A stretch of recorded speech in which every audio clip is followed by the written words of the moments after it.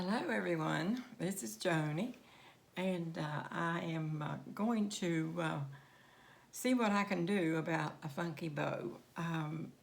In my last video, a couple of you girls asked for me to show the way that I make a funky bow, and I don't make too many of them because I haven't been making a lot of wreaths and things like that.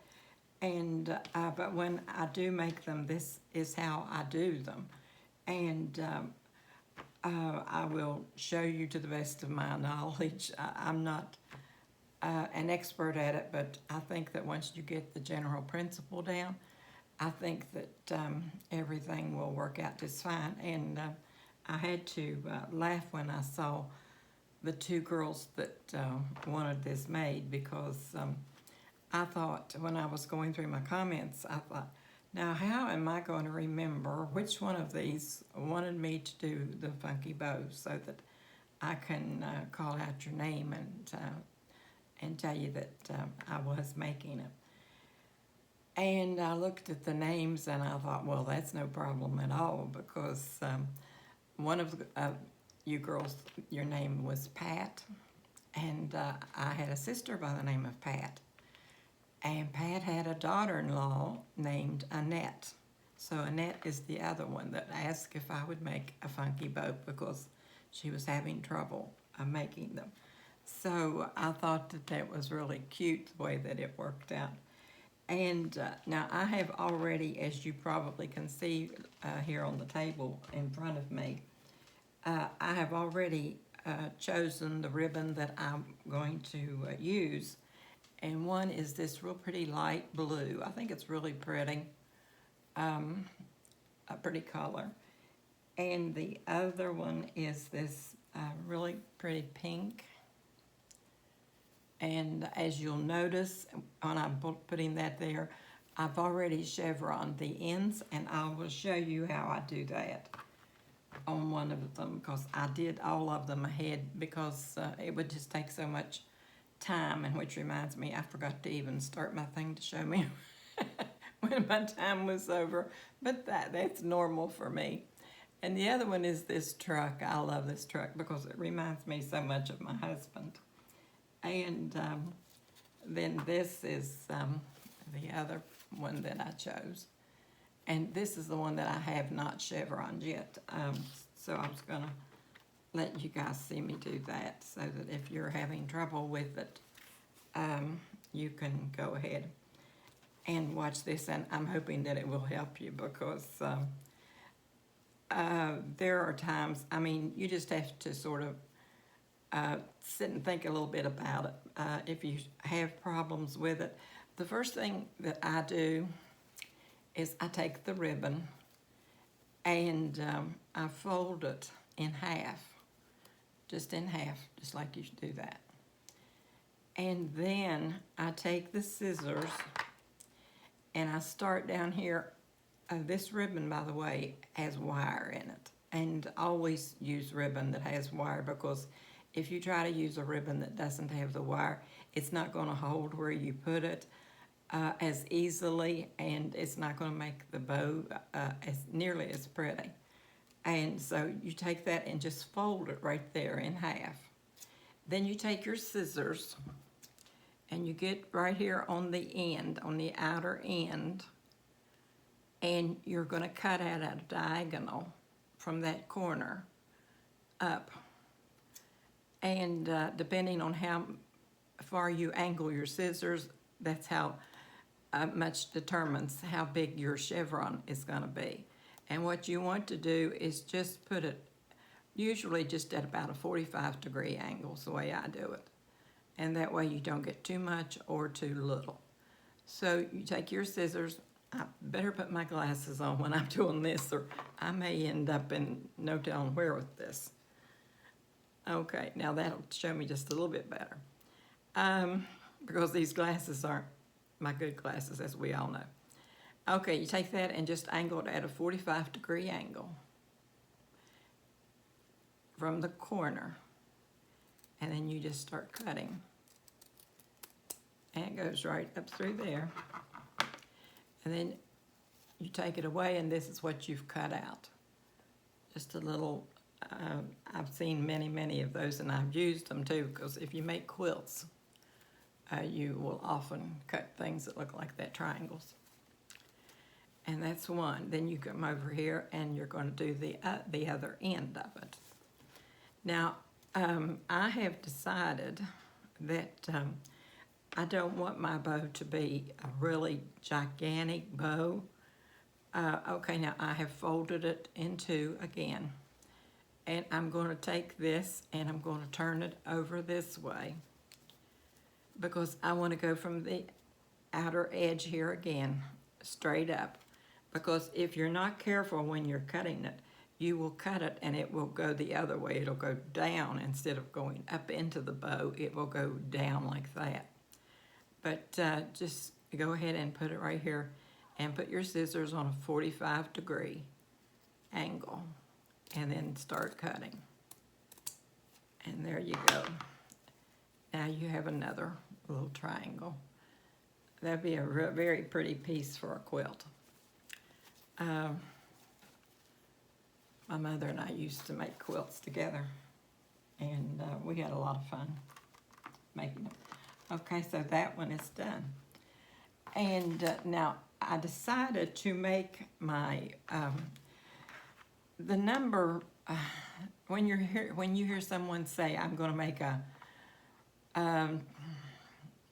6-loop bow or a 12-loop bow or whatever," what is determining that is the amount of ribbon, that different colored ribbons that you're using. Just like I have the blue, the pink, and the truck, and the little roses over here. So I'm using 4 different ribbons. So I'm going to do a 4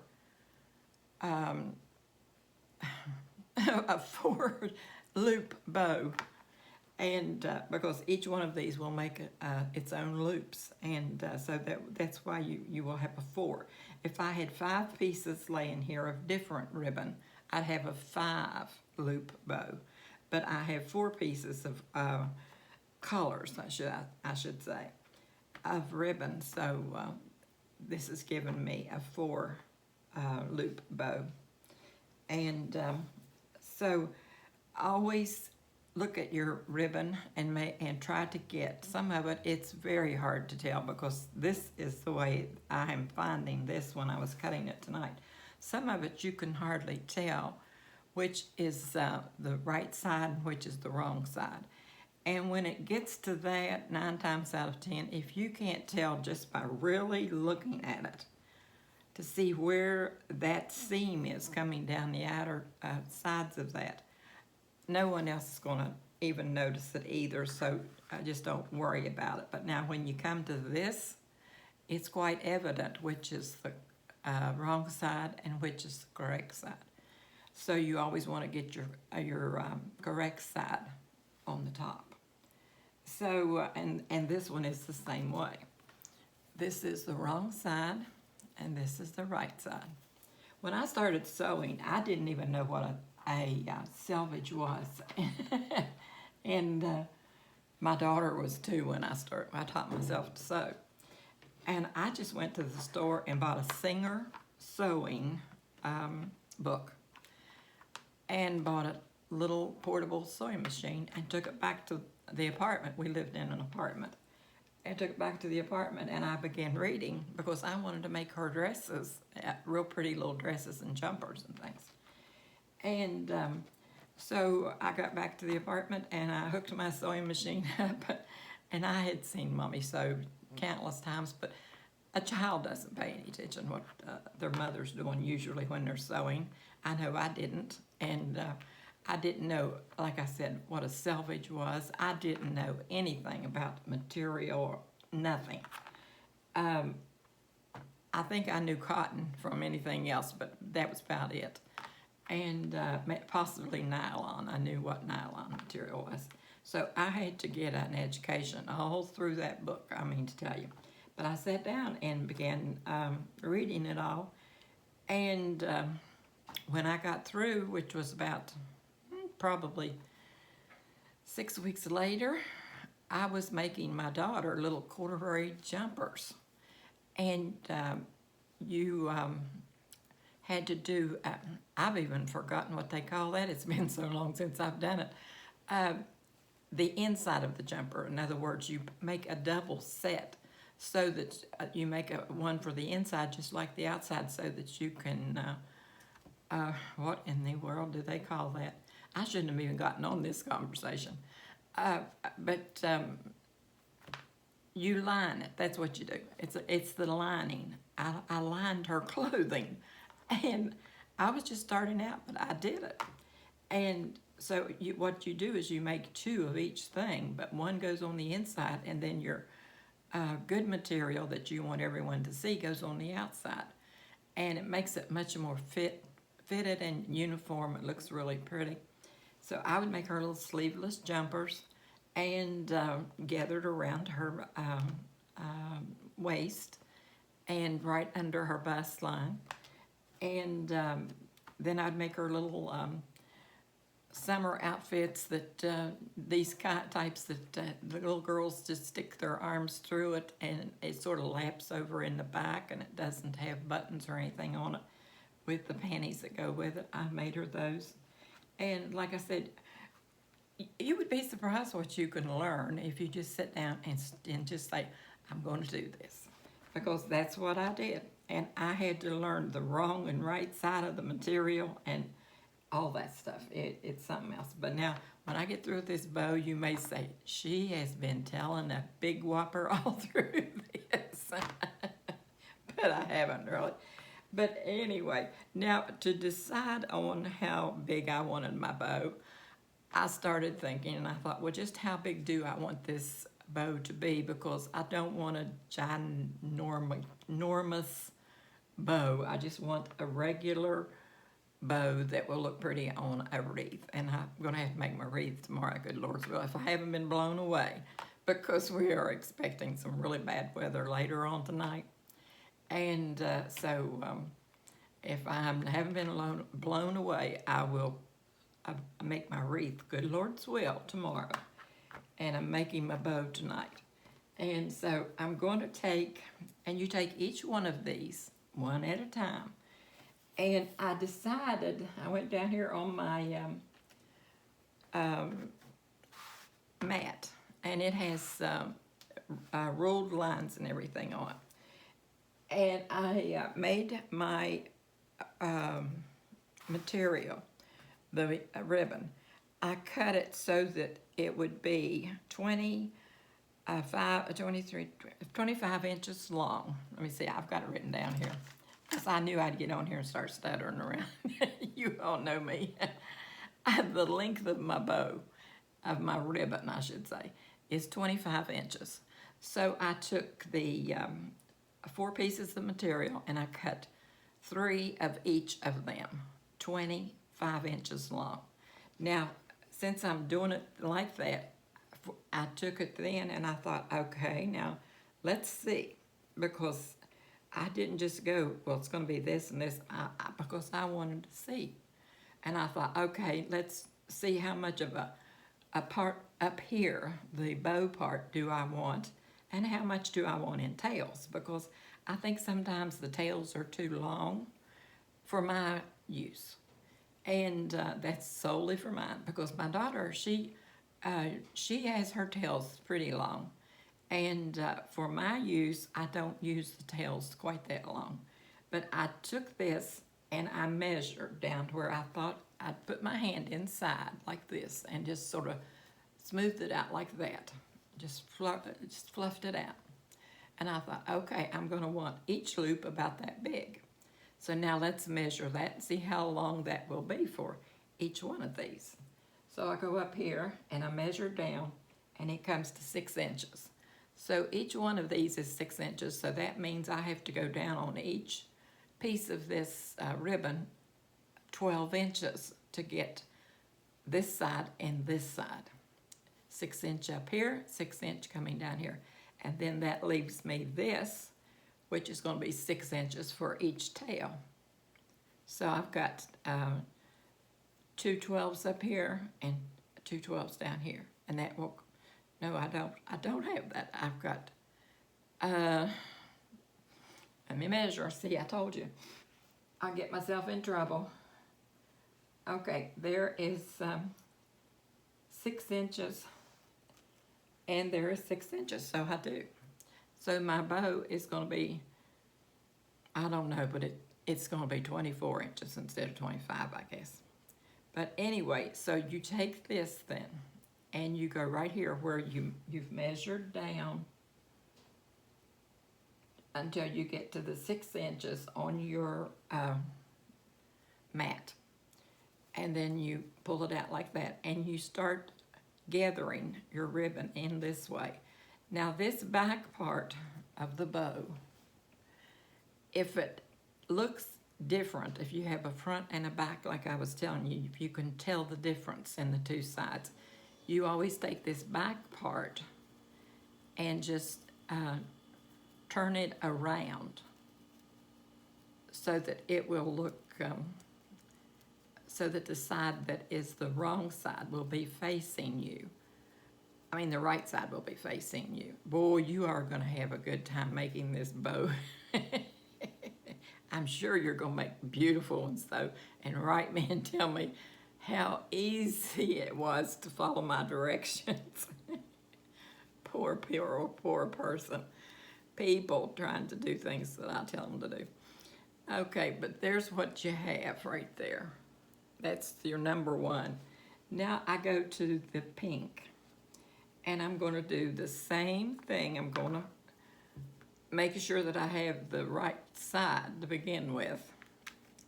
And then I'm going to bring the two ends together down here. They don't have to be exactly together, but they should be as closely as you can get them. Then I'm going to go back up here, and I'm going to measure down 6 inches again. And I'm going to find that right there is where my 6 inches comes to. Now, this is supposed to come down like this. And then crunch this right up against the blue and take your back part and move in there. Now, I made these on one of my Christmas things. I put them on top of a candy jars. And I put one side by side each other in my hand, and the other one, I've just put them right on top of each other. And I really couldn't tell much difference in it, except I think that I preferred the one that I just laid them on top of each other. But there that one is. You want to make sure that you've got everything crunched the way you want it to. And then I take the bow, the long part here that has the that we cut, and I turn it and fold it back to sort of get it out of the way. Now we come to the truck, and we will do it the same identical way. Put the tails together, then come up here and measure to see where the 6 inches is. 6 inches, or I should say. Then you take it right here and crunch it up through there again. And this one, when you, like I said, you can tell which is the right side. So you take this back part and just turn it around facing you, because you want the right side always facing you. And then turn this down here, so because it is facing you, and the other one, the first one that you put up there, is facing you. Each of them will be facing you. And pull that like that, and then we go to this last row that we have. We put them on the same length down here. My daughter is much better at explaining this than I am, so if you have any trouble, watch hers, and she can tell you how to make it, because she has no difficulty. Okay, I've got 6 inches for this one. Now, I've had the truck up there, so I will turn this one around, and once again, I have to turn this back one facing me because it's looking at, this back side is looking at me, and I don't want that. I want the other side looking at me. So I just take it and twist it until that back side is the right side looking at me. And there that one is. So now that is the first row. I feel sorry for you guys. I feel sorry for myself by the time I get this thing made. That's going to be hard on your hands, especially my hand that I have the cellulitis in. My son-in-law and my daughter were over here earlier, and I was sitting here talking to them, and he looked and he said, "How's your hand getting along?" And I said, "Well, I'll tell you." I said, "It's not doing too well." He said, "I can see that." He said, "It's swollen and it's red." I said, "Yeah, it still does that." So I still have that cellulitis in there, and it doesn't. Now this blue one, I don't think that you can tell the difference in, so I'm not going to bother twisting that back part. But now I probably should, so that I will just get normally into the habit of doing that. But since I know that I will remember, I'm not going to. And so I just put right in the middle. And here's the pink one. I'm going to the pink next. And I line these tails up down here. I gotta make sure that this pink and this blue is so hard. I think that this is the right side of it. If I had noticed this more closely when I was buying my ribbon, but you can't, that's just it, you can't see your ribbon when you're buying it. And this ribbon is not nearly as thick as what I originally thought it was gonna be, because I always like a thick ribbon. Gee, where did that come from? It's hooked on to, that's my last blue one. It was hooked on to one of my pieces of wire. Okay, now I come down here for 6 inches, and then I take the pink again at 6 inches and right here. Now, like I said, that is so close, I'm not going to bother, but I should turn it upside down, whether I turn it or not, but I will turn it upside down. Because I think that gives you a more even amount of fabric with your bow by having some down here and some up here. Okay, there's that one. Now we come back to the truck again, and we line the tails up down here. I hope you all can't see a thing I'm doing, can you? I'm hoping how soon I can get my camera to where I can just reach over and move it. I get so upset sometimes about those things. I bought an arm, and I got it home. I ordered it.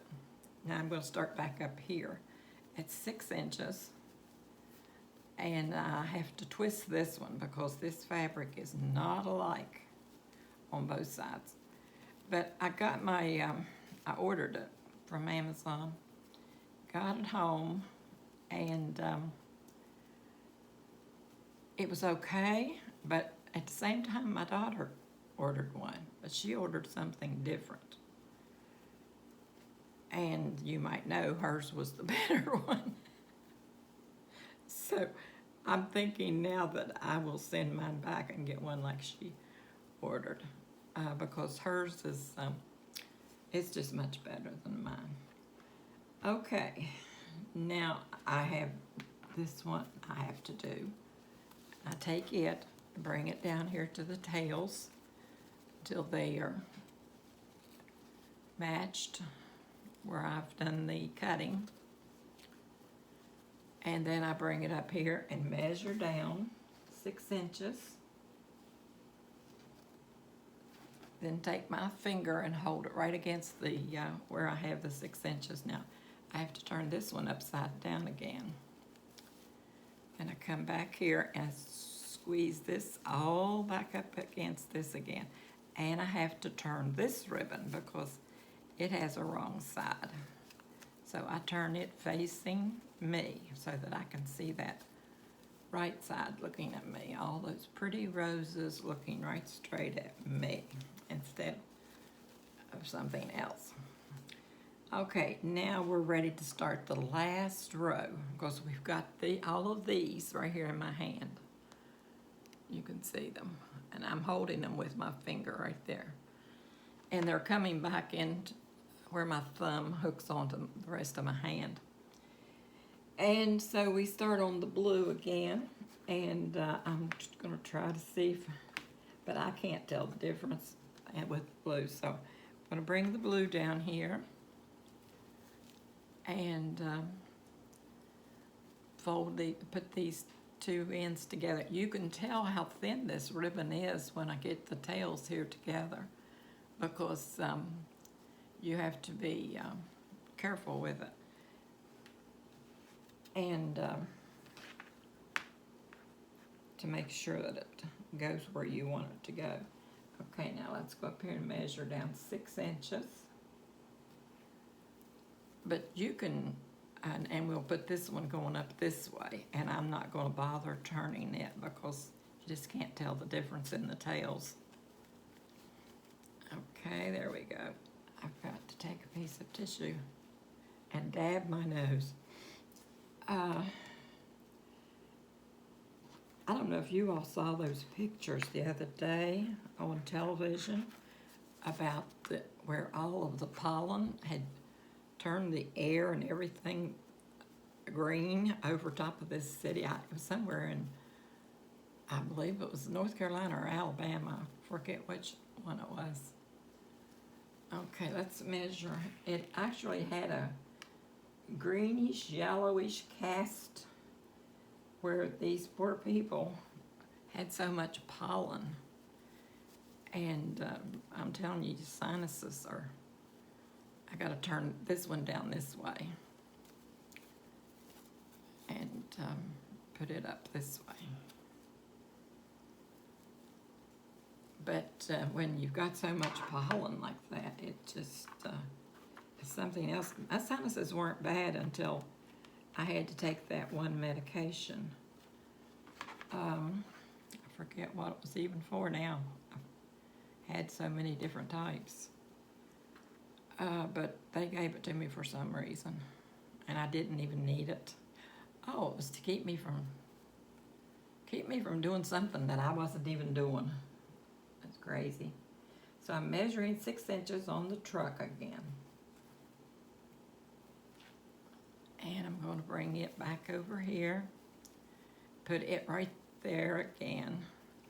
Take the back. I have to twist it because you can sure tell the difference in that front and back.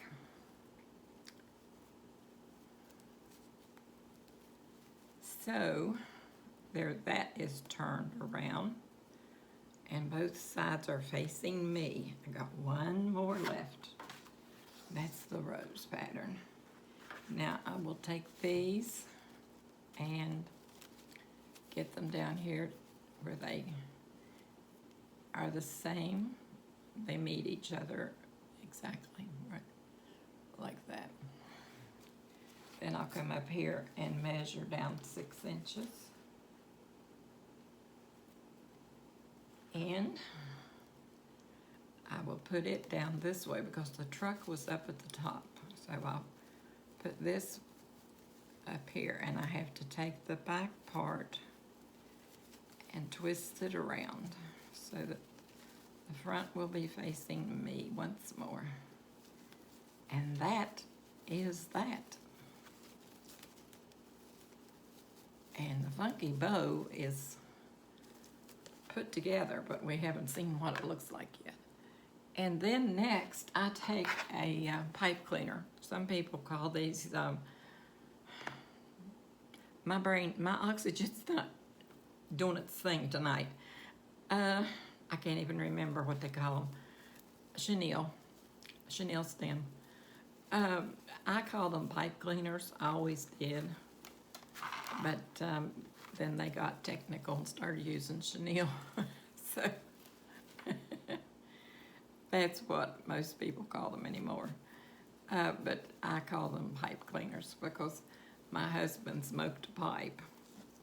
And he would always, they didn't look like this, though. They were just regular white pipe cleaners. Now you take that and you take the, I didn't even show you guys.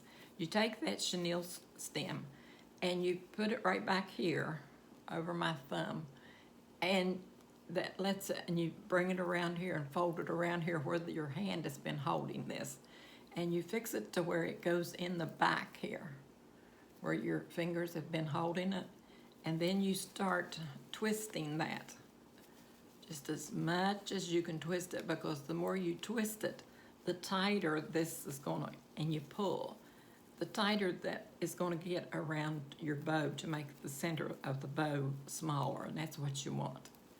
You want a nice small center. And then you just pull it and leave it like this. Now when you go to, if you want, let's say I've got my lantern sitting right here. I didn't even know I was going to use it, but I will show you this.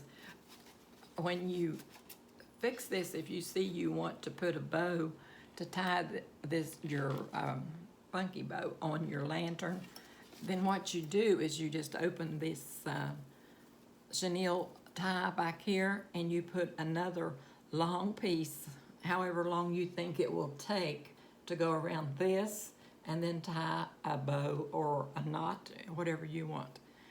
And you lay it right between here on the in between the chenille, where you have twisted it around, and then you take that and you twist that around there, and then you can take your bow and then just tie it on here so your bow is secure. Okay, so now the bow technically is made. Now what we have to do is straighten it out. And I hope that this turns out really good. I do, because I haven't made one for a good while. Once you know how to do it, though, it's pretty much the same thing.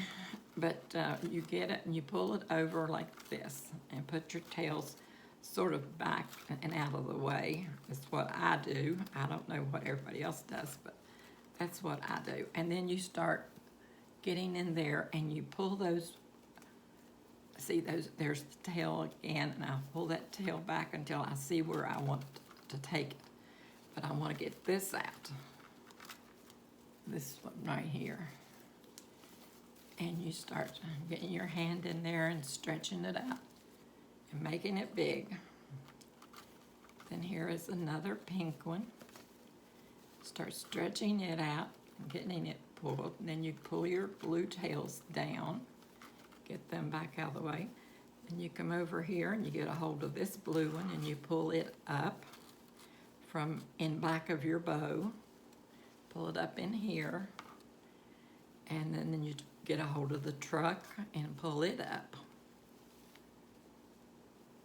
And put your bow tails back in here until you get through with your tops. And then you can arrange your tails where you want them. Just give yourself enough room right here now for your the bow itself. The loops on the bow, I should say, probably. And then bring your blue up here again. And put it in here.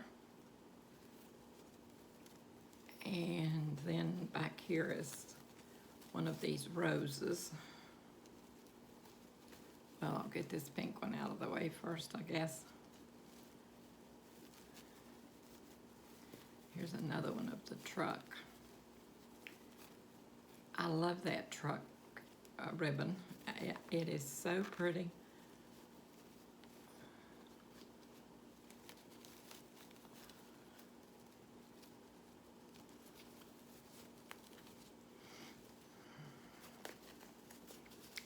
Then I start taking my tails and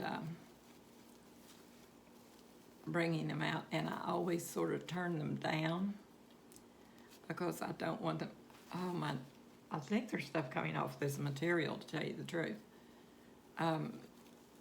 A lot of the dust and cotton from where it's come from the factory.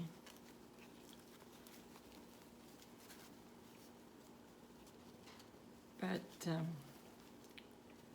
this is looking pretty.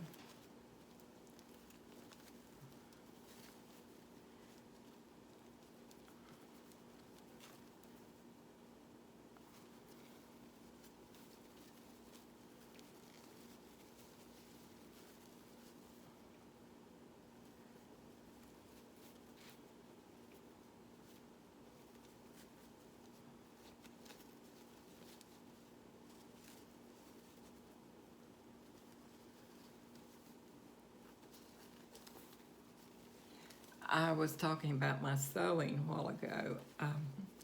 When Tanya was in high school, she had to go to a dance, and it was Halloween, and they were having a dance in school. She was, I think she was probably in the 11th or 12th grade, and she needed a costume to wear, and so I thought, well, what kind of costume would she want, I wonder? So I asked her, I said, would you like for me to make you a genie costume? Like that genie that was on TV all the time? And she said, oh, she said, I'd love it. So I hadn't sewn for several years. I sew about like I paint. 14, 15 years. I come out and paint a painting or sew something. And it had been longer than that, though, on the sewing part. And so I thought, well, I don't have a pattern for it, so how am I going to know how to fix it? And I thought, well, you can do it without a pattern. So, and my sister, her name was Virginia, but we called her Jen. She knew how to sew anything she wanted to sew and everything, and I thought, I can call her and ask her, and she'll tell me what to do. So I called her and I said, Jen, I said, I'm wanting to make Tanya a genie outfit to wear to a costume party. And she said, oh, she said, that'll be really pretty. And I said, well, I want to make the whole thing. I want to make sure that I get the little blouse that has the sleeves fitted around the wrist here, but that's open. I guess you'd call it a cold sleeve or an open sleeve now. And I said I want that to be open all the way down to her wrist, and then I want to have about probably about a 3-inch band around her wrist that glitters, out of glitter material. And I said, then I want to make her the vest to come around just like Jeannie's did, to come around and fit around her waistline. I mean, not right above, in other words, right below where your bra would fit. And I made her a little halter top thing that went under there. And she said, oh, she said, you won't have any trouble with that. She said, you just go ahead and cut it out just like you're going to make a shirt, and make her a shirt. And she said, you're going to be fine. She said, don't even think about it. So I said, well, if I get into any trouble, I'll call you. And she said, okay. She said, but you're not going to. So I got that and started cutting, and I had no problems whatsoever. And I fixed the skirt very full, like Jeannie's skirt was really full. And it was made out of real sheer chiffon. Well, chiffon is sheer, as we all know. And white. And then it had a waist, around the waist, it was matched the cuffs on her top. And then, and it was real shiny. The thing that went around her waistband is what it's called, if I ever get my head together thinking.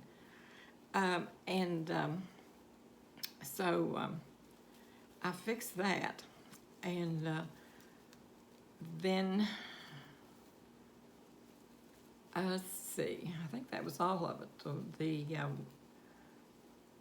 the halter top, and then the thing that fit over the halter with the long sleeves, and then the full skirt, really super full skirt with the band around the waist.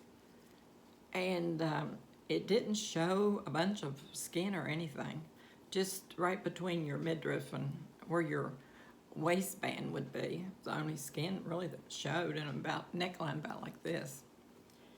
And I thought, well, what's her boyfriend gonna wear? So I asked him, I said, would you mind if I make you an outfit? And he said, no. He said, I wouldn't mind.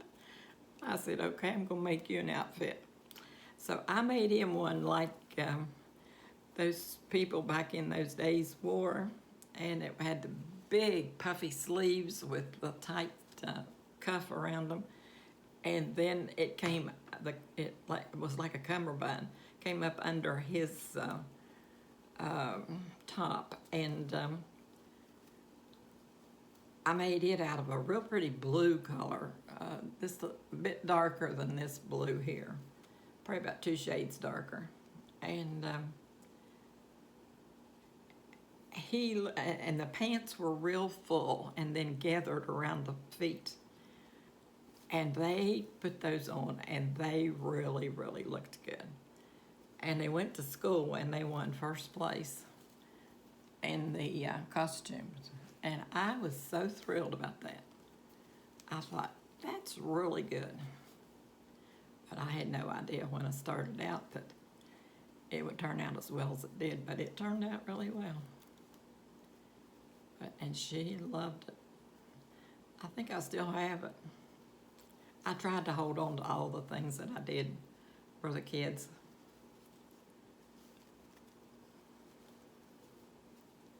But there's your bow. Now, I have seen prettier bows, I have to be honest. I can't tell something that is not true. I have seen prettier bows. But for me not to have made a bow for a long, well, I've made one in about the last 2 years. That's pretty good. So that should tell you how easy it is to make. They're really simple to make. You just have to trust yourself and don't doubt yourself, because once you trust yourself, then you can do just about anything you want to do. I always wanted to know how to draw. Couldn't draw at all in high school, and I'd see other people drawing, and I'd just watch them with complete envy is what it was. I wasn't wishing that they couldn't, but I was just wishing that I could also draw. But I couldn't draw. The only thing I could draw was stick figures. And I would get so upset. Well, then I grew up, and my sister, Betty, one that lived down here, I'll show you how it would look on this. She started painting, doing oil painting. Her daughter is what got her into it. She took lessons. Her daughter took lessons, and she still lives in Texas. She married a pilot here from Pensacola, and she started painting, and that got my sister into it, because oh my goodness, she could do anything she wanted to do. She could sew or anything. She made all of her drapes, such things.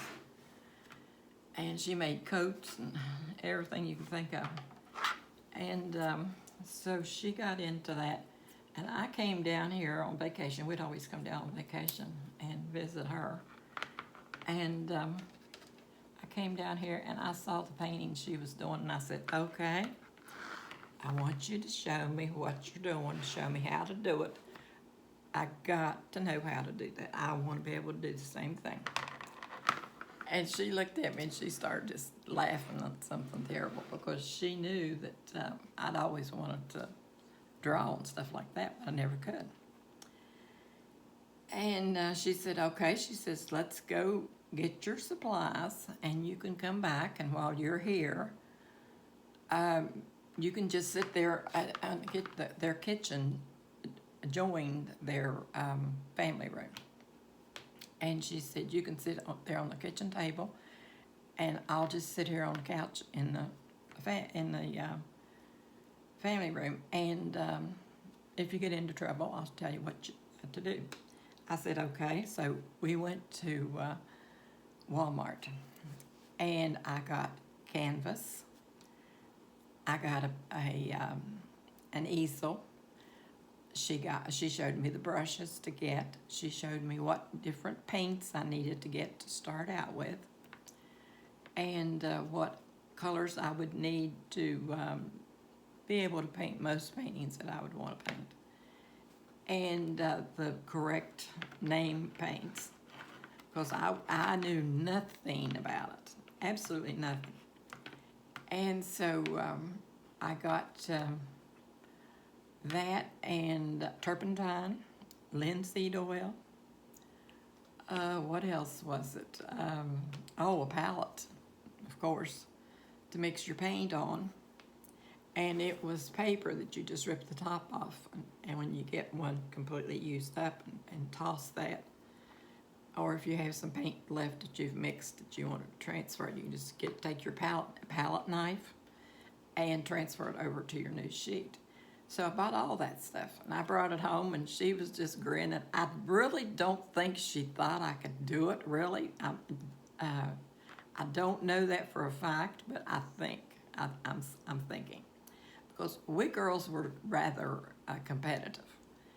And so I sat down in there, and I got a book that had several drawings in it, pictures.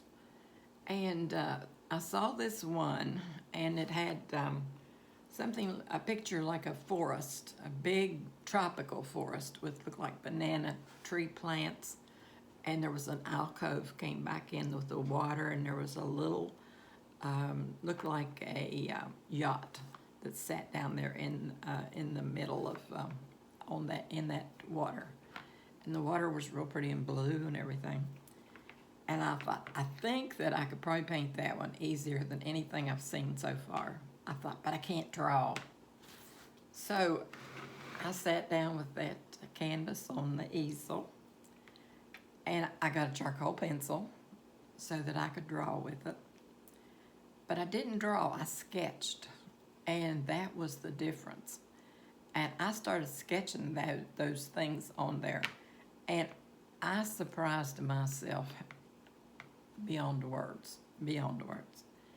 And I got that sketched on, and I thought, that doesn't look half bad, because that looks pretty much like the picture, except a few things that I had to erase. I got a big gum eraser too. She fixed me up really good. And so when I would try to erase, that gum eraser would really do a good job. And so I did that. Well, then I started mixing my paints, and I noticed she and her husband, he was sitting over there beside her, and his name was Tiny. He was 6'3", but they called him Tiny. Good-looking guy, good man. And so he weighed probably about 200 and, I don't know, probably 240 pounds, something like that. And so they were sitting over there, and every once in a while he'd look over at her sort of like, do you see what I'm seeing? And she'd look at him like, do you see what I'm seeing? And I kept painting and painting, and I dearly loved it. I mean, I was right in my element. And I finished that painting, and I stepped back and looked at it, and she looked at it. I called her Bet Lou. Her name was Betty, but I called her Bet Lou. And she stepped back and looked at that, and she said, you have done a really good job. She said, I really didn't think that you would be able to do that well. And I said, well, I said, it's something I really love to do. And I said, this is not the end of it. I said, I'm going home and I'm going to start painting paintings. So I did. I went home and I started numbering my paintings on the back of them. I have some of them here at the house, and there have been several of you that have wanted to see my paintings. And so I will show you my number 2 painting. I was really proud of it because it was of a vase, a copper big vase with an arrangement of flowers coming out of it. And copper is hard to paint for a lot of people. In fact, my sister, Betty, came home, when she saw that, she came home for a visit, and she saw my painting, and she said, where did you learn to paint copper? And I said, just taught myself. And she said, you taught yourself to paint copper? I said, yeah.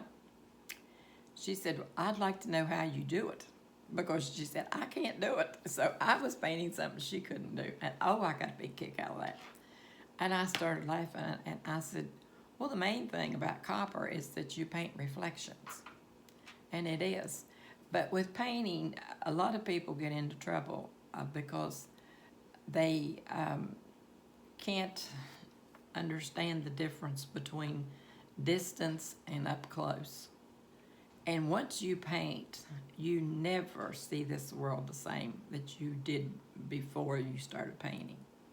It's a whole different ball of wax. And things that would have looked gross before are the most beautiful things you've ever seen. You can take a tree that looks like it's just ready to fall over, and to a painter, that is absolutely gorgeous. And so I started, just kept on going with my paintings. And I painted several. It's just more or less in a row. And then I got to where I slacked off and everything. But she painted one painting of a lion. And he was all stretched out on a limb. And she had that painting over top of, I believe it was, she had one like I have in here of the landscape that I have in my living room, because I saw hers and I said, I have to paint one just like it. Where's the book I can get the picture out of? Because that's what I did. And she had this lion, and he was all stretched out, and that lion must have been, oh dear, the lion itself must have been 3 feet long, I'm going to say, on this limb. And the painting was enormous, and it covered, I don't know how much of her wall, but she had the really tall ceilings and everything like that, so it didn't bother the arrangement of her furniture, the decor, in other words. So she did a fantastic job. And with colors, she was so good with colors. And she had so much talent. She made coats that she would make them out of artificial fur. And they looked like, one of them she made looked like a mink coat, and I'm absolutely serious. She came home with it. She flew in one night. It was in the winter time. We went down to the airport to pick her up, and the snow was just flying, and she had on this coat, and the collar was probably about that wide, I'm going to say, because it lapped right up around her entire head, covered her ears and everything. And she pulled that collar up around her head when we were outside. It looked like the most gorgeous mink coat there ever was. And lining, impeccable. I mean, absolutely.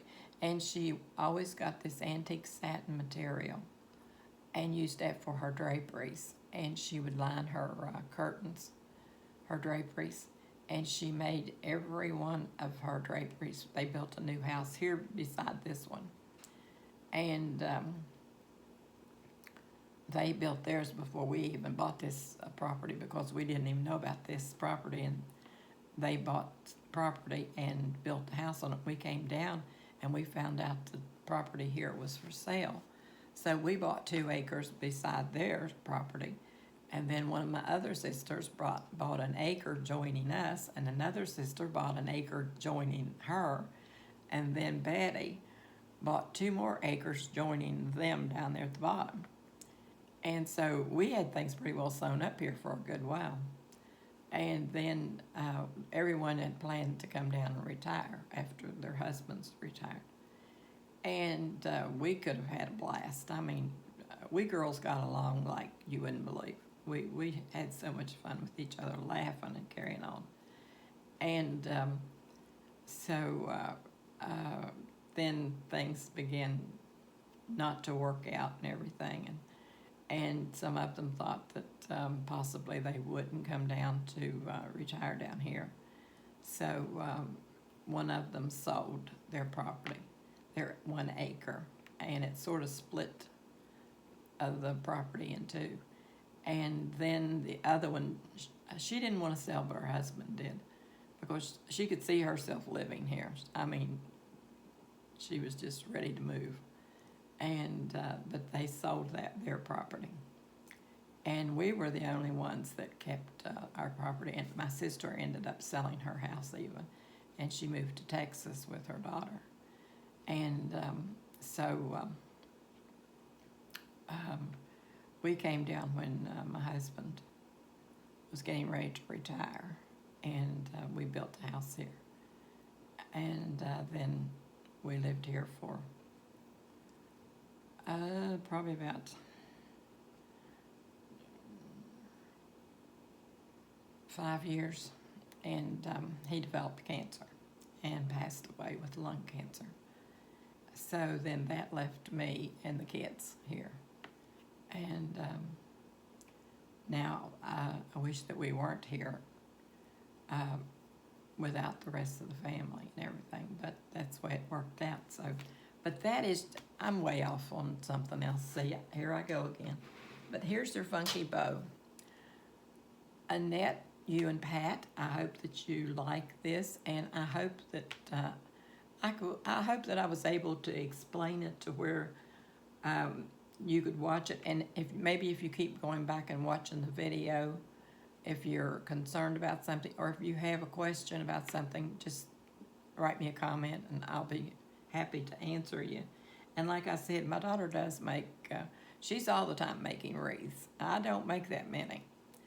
And, well, I think it's because I have several, and I don't switch them out as much as she does. But she makes these things all the time, and now she's into making a different type of bow with these bow makers. And but I'm sure that if I couldn't straighten you out, she can. So I guess that I better get off of here and try to get everything situated to wait and see if we get the storm, or whether we don't. Hopefully the good Lord will let it pass. And I hope that you've enjoyed the video, and I want to thank you all for your comments on my last video. I had a really good time making it, and you could tell that I was feeling so much better that it wasn't even funny, and that I was so ornery it wasn't even. But that's the way I am when I'm feeling really well. Tanya always did tell me that I would go walking around looking, sort of smiling like I had a secret that no one knew about other than me.